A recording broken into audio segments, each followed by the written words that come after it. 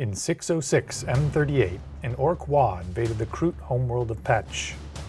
The Kroot were driven from the planet, their population evacuated on their massive space vessels known as war spheres. A Tau expeditionary force from Daliath detected the retreating Kroot on long-range scans and chose to assist them against the Orcs, whose aggressive tendencies they were all too familiar with. Although the Tau and Kroot together defeated the Orc vanguard in space, it wasn't until a larger fleet from nearby Sasia arrived that their combined forces were able to begin the task of retaking the Kroot homeworld from the Orcs. This conflict was the catalyst that cemented the bond between the Tau and Kroot, an alliance and partnership that has remained strong ever since. But what did that war actually look like? In this video, we'll take you to Pech as we imagine what the world looks like, the troops that were involved, and recreate one of the many battles in that historic conflict. With the main war front stalled in the dense jungle, Ork Boss Gitzob Throatslasha launches an attack on a lightly defended civilian population center. The Tau and Kroot quickly mobilize reinforcements to support the outnumbered defenders. But Throatslasha is as cunning as he is brutal, and he'd anticipated this response. Days earlier, he'd dispatched his commandos behind enemy lines, and they now lie in wait to catch these reinforcements in a trap. After a long day of navigating the dense terrain, the patrol of Tau and Kroot stops at dusk to rest for a few hours. As the sun sets over the forest canopy, the sound of a Kroot campfire can be heard crackling over the low hum of a Tau energy generator. The Tau are taking no chances tonight, for they travel with a member of their beloved ethereal caste. Without a warning, a perimeter alarm trips. Is it a false alarm? Or an Orc ambush?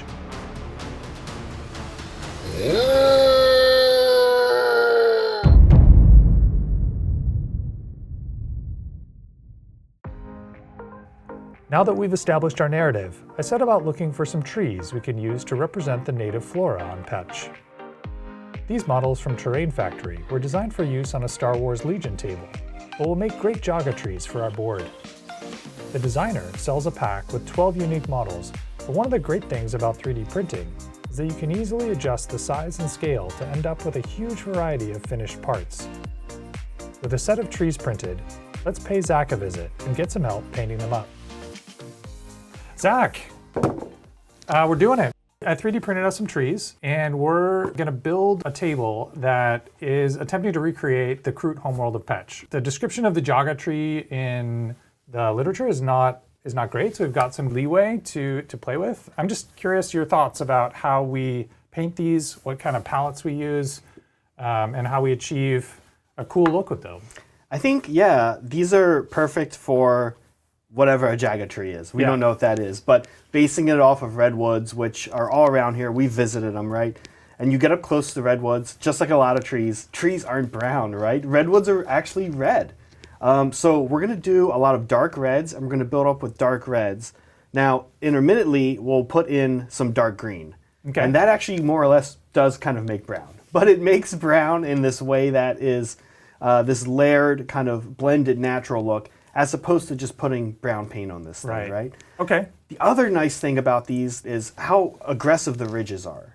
Yeah, I noticed that. We're going to be able to just basically dry brush these to completion. We can just kind of start right away and just right over top the black. No base coat even. Yeah, even having the black in there like that, like deep in the recesses. Yeah. So I think that these are going to be fantastic. The tops are interesting. What are your thoughts on what we could do here? Yeah, I mean, so this is the max height of the printer, so we're sort of limited there. I'm curious your thoughts as well. I was thinking we just leave the tops black. The issue with something like this that is unnatural and clearly not meant to be part of the world, right, but is part of the reality of the game, is you almost don't want to draw attention to it. Yeah. And so I actually agree with you. I think in some ways leaving it black is the move, because the second you paint it any color, somebody looks at it and goes, oh, that's painted that color. Right. It's missing something. It's missing something. Yeah. Whereas if you sort of never address it to begin with, I think you're more likely to get people ignoring it. Right. Okay. That sounds like a good plan. Anything else that jumps out at you with these that we should plan for as we're getting them painted up? We might, after dry brushing, we might do like a Anthonian camo shade, like some kind of dark green. Okay. Right? So, Yeah. Something else lives there, moss, right? Some moss, algae. So that's also brings a lot of life to something like such a large model. Yeah. What do you think about like actually gluing bits of moss to the tree after we paint it, or adding flock to it or something? Flock could be interesting. Moss, like the moss we like to use on tables, Yeah. I would just put it, Okay. which of course we have to do. Sure. Absolutely. That's definitely happening. I'm imagining Pech is covered in moss. Right? Okay. Awesome. Great. I'm excited to paint these. Yeah. Thanks, Zach. With our trees in the works, I begin to think about what a Kroot camp might look like. A bit of research turned up this GW article from a 2002 White Dwarf showing the types of accommodations a Kroot kindred might employ while on the move.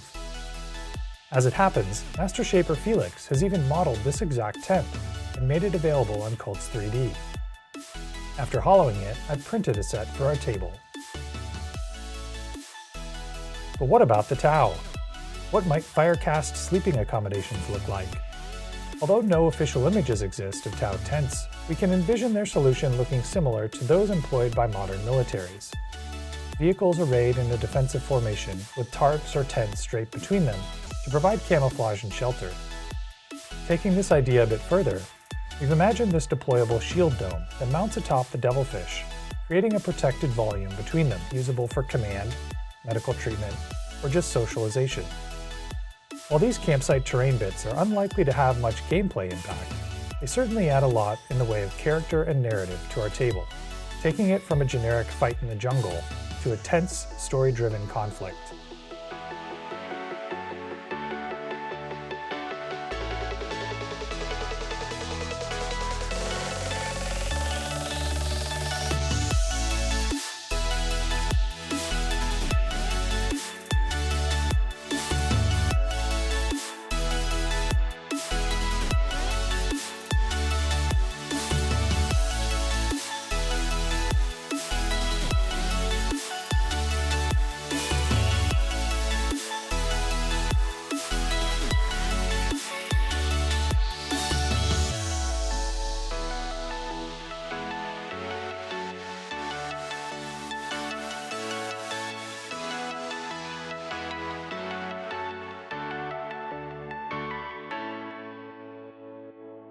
This isn't just about building a cool table, though. We want to actually reenact the battle between Boss Throatslasha and his unsuspecting prey. Let's grab a chat with Brian and see if we can figure out a clever way to work our narrative into a game of 9th edition 40K. So, Brian, I want to talk to you about mission design and terrain design. So, I'm the game designer today. Yes. Yes. That's great. So we've got this narrative scenario that we want to recreate using the 9th edition rule set. So we don't want this to be like a janky game. We want this to be an actual game of 9th edition Warhammer, but we want to kind of tweak the rules a little bit to accommodate the narrative. Make it fit the story, right? Exactly. Yeah. So I think that one of the first things we can look at is that we can use a standard deployment map, right? In this game, we've got an ambush going on, and it's tempting to say, oh, put the Tau in the center, and the Orcs can come from all sides. Right. But that creates a really, really imbalanced scenario that's very hard to come back from right off the top. And the reality is, the Orcs are probably going to be coming from some direction. One side, yeah. Yeah. So we don't have to go there. Yeah. So we can use an interesting deployment map, and one of the things we're going to be doing for the Orcs is they're going to have lots of scouting units. Yeah. So I think ways to make those scouting units matter can work really well. So if we use kind of a classic deployment where the Orcs maybe get this corner and the Tau get this corner over here, Sounds good. that can work. Now what's cool about that is the Orcs actually are going to get to deploy in this quarter and that quarter with all their scouting units. Yeah. So fundamentally they are in 3 of the 4 quarters, and the Tau are kind of in their own. And so that, in a way, it'll work as that kind of surrounded without breaking the rules. So that's a great start. Now, one of the things we want to do is make the secondaries feel like they're attached to the mission in the story, right? Right. Because when you're picking the secondaries that are going to help you best win the game, they don't always fit a cohesive story. In fact, they almost never fit a cohesive story. right? It's simultaneously keep this thing alive and also use that thing to kill this thing, right? It's like it doesn't make any sense. So here what I think we're going to do is enforce some secondaries that create a great story. So we know we want the Tau to keep these important reinforcement units alive. Yeah. That's part of the story. And there are several secondaries that can do that. One of the main ones, and one that people use a lot, is called To the Last. So you take the 3 most expensive models or units, and they have to survive. And that's a really good start. It means, hey, the Tau's most valuable assets, they want to get out of this engagement and over to support the real battle. Yeah. That already makes a lot of sense. Perfect. All right, we got one secondary for the Tau. The next is, I think, similar to that, but it's one from a mission. It's called Minimize Losses. Yeah. And this is basically you get rewarded for keeping the majority of your army alive overall. Okay. And that also fits. So now we're taking very relevant. Yeah. One from kind of it's from a specific mission. Right. It's rather than the generic pack, but we've already got 2, and that's another good start. Okay. Now, similarly for the Orcs, let's pick 2 for them. Sure. What makes sense in this? It's the complete opposite, of course, right? They want to take out as much of these reinforcements as possible. So one of the classics would be something like No Prisoners, which is points for basically every infantry model or any non-vehicle kind of non-character that's killed. Orcs are here to crump. That's right. And they're taking no prisoners. No prisoners. Right? Yeah, they're not interested in prisoners. That's right. Yeah. They're just trying to clear them out. And another one I think would be Assassinate, where they're trying to take the leaders of this. Sure. And one of the things I think we'd try to do for sure is make sure that there was at least 15 points of Assassinate worth of characters in the army so that there was a chance to do that. So we've got a good start. Now, the secondaries are so thematic, and that's where I think we want most of the scoring to happen. Right. So we deliberately want to make it a low-scoring primary mission so that the secondaries are what determine the victory. Yeah, that's a great idea. Because you could easily find it so that the primary mission ends up swinging the game, and all those flavorful secondaries don't matter. Yeah, so how do we do that? What we do is we put very few objectives on the board, and very few for me maybe is, let's say, not 6. Not 6, yeah. Anything, 5 objective mission? Okay. Yeah. And what we would do is also make it hard. So instead of a hold 1, hold 2, hold more, we make it a hold 2, hold 3, hold more. Okay. And those are very hard to score. In fact, you only get 5 primary turn most of the time. It's very hard to score it. All right, thanks, Brian. Glad to. Right. I'm looking forward to this game. It's going to be really cool. We've printed and painted a set of custom Jaga trees.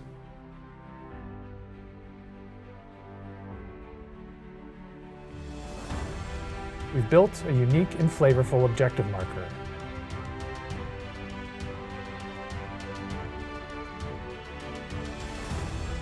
We've designed a custom mission using base elements of the 9th edition 40K rule set.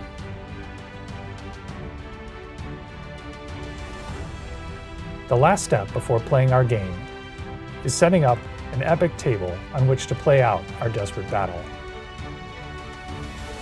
Will the Kroot with their Tau allies survive to reinforce their embattled kin on the front lines? Or will the Orcs cut them down in a vicious ambush?